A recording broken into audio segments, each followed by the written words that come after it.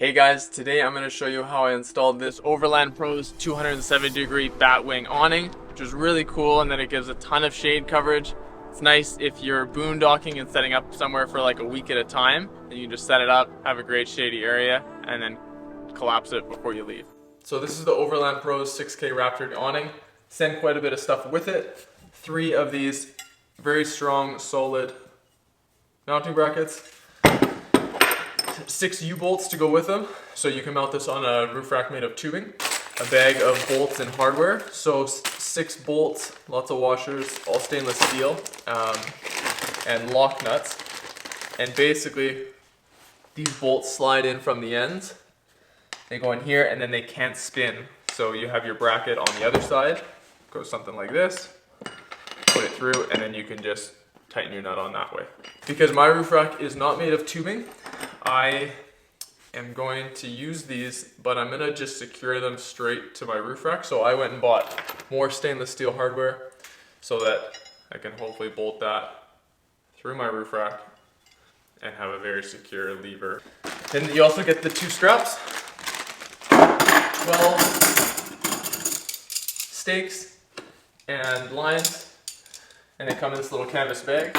My roof rack is 2x2 aluminum angle. It's a 1/4 inch thick, and then you can see at the back here, I also have some 1.5 inch aluminum square tubing. There's gonna be a bit of a deck portion at the back. Aluminum I know isn't the strongest, so I want to stay away from mounting it to this if I can, because that's where I'm gonna get a bit of torsion or flex there.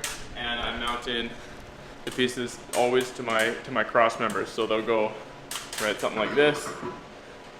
So there's a bit of a lever there. In terms of where to put the brackets, ideally you want, for most strength, where the hinge is on the awning. So it's great at the back here. Obviously it's going to swing out. There will be a lot of weight here and here. At the front, I don't have a cross member at the very front of the awning, but this one is maybe about a 1/4 of the way down, even a bit less. So I'm happy with that. I don't think it'll be an issue for that little bit of weight going forward. But definitely for ultimate strength, try and put your mounting brackets at each of the hinges on the awning. First I marked where the holes in the bracket lined up and then drilled them out and cleaned up any of the excess aluminum shavings. The way it works out with my rack and the roof, I'm going to be mounting it with the large portion up. That helps give me a little bit more clearance because I don't have a lot of space between the bottom of the rack and the edge of the band. So it's good, I'll basically lift the awning up just a little bit.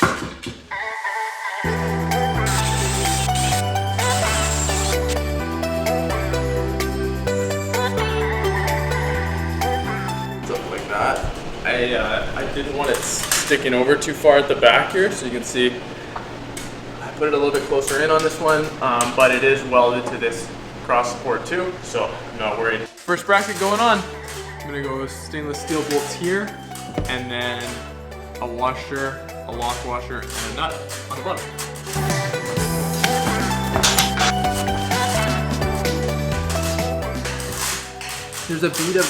There's a weld bead here in the middle, so I just got some 1/8 inch rubber strips just to act as a spacer so that it's vertical. It stays perfectly square this way.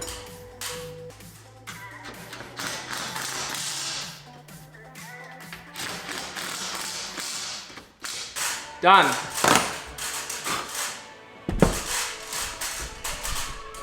Show you. So it's really tight to the edge. Cool. Pretty much dead on for square. And you can see I just put the little spacer in. It was a bit painful for the first one, but the next 2 should go easy, and then we'll get the awning up. We'll see how this goes. I'm gonna try and get that awning up there by myself. I got these cam buckle straps, so hoping I can just kind of slowly winch it up myself.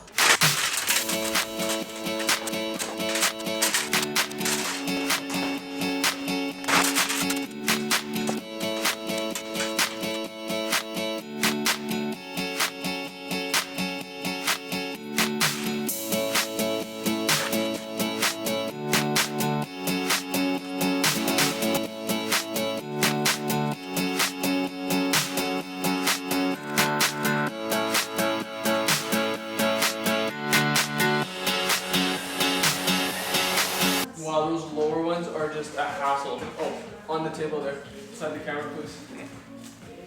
What would you do without me? It was a bit of a battle, but we got it. I will say, little 90 adapter for the impact. Very handy for getting those bottom bolts, depending on your roof rack. And I'll just show you what I ended up doing up on top. So because I couldn't access my solar panel mounts, I made these custom brackets in the T-slot. So it's just basically a rubber bushing, pushes down against the solar panel there. I think that turned out really nice. And yeah, up on the roof here, it looks good. I mean, doesn't really add much to it. It goes well with the rest of the van. There's 800 watts of solar panels, 8 100-watt panels, and then the little deck at the back here. One thing that's a little bit tricky when mounting the awning is figuring out how far forward or back it should go. So this rear arm does swing a full 270 degrees. So when you're bringing it, I mean, you can really put it, in theory, almost exactly flush with the back of your roof rack. I brought it about half an inch past, and that allows just a little bit of a gap. And when you really pull it snug, you can almost get it right up against the back. So then you can see the spacing of my brackets here. So that's one of the L brackets, the other L bracket, and then the black one up at the front there. In my opinion, that spacing worked out great because most of the weight is going to be kind of at the middle or the back of the awning, especially with this arm coming around the back.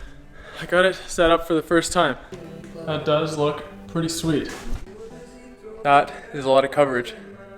So here's the finished install. Just want to show you, because I did hug it so tight to the van, which I wanted for aerodynamics and obviously to keep the awning nice and tight, you can see the zipper's really close.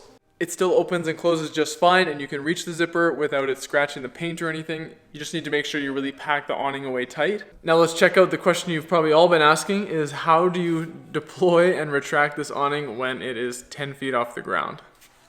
We just use this extendable ladder that we keep behind the driver's seat. I'll show you how it works.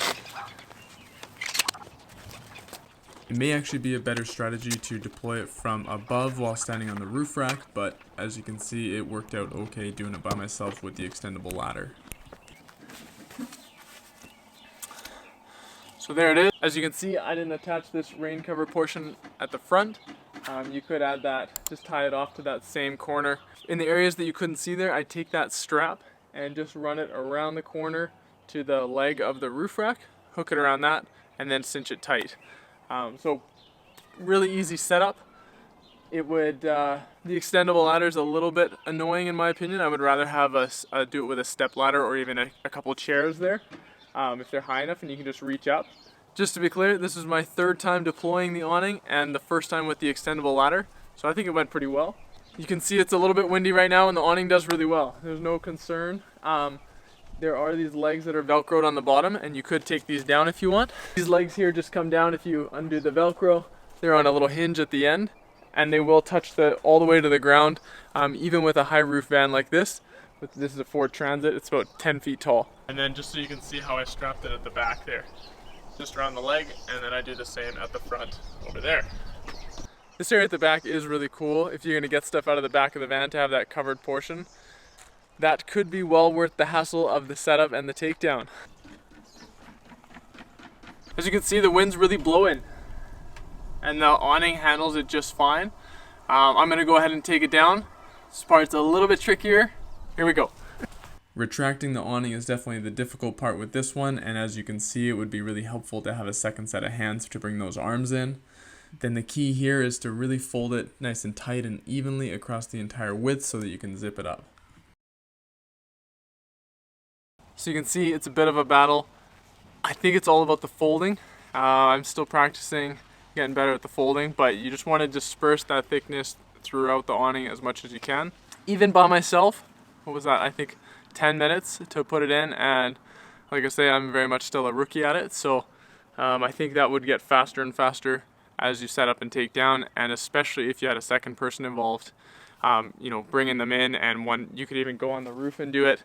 I just go from below more for the zipper portion of it, but yeah, hopefully you found that helpful. I think if you're boondocking, it's a great option. To me, I would not be deploying and retracting this awning on a daily basis, but boondocking, really cool option, tons of coverage, very unique, and adds a lot to the van. So I hope you found this video helpful. Feel free to leave any feedback or questions in the comments below, and we'll see you on the next one.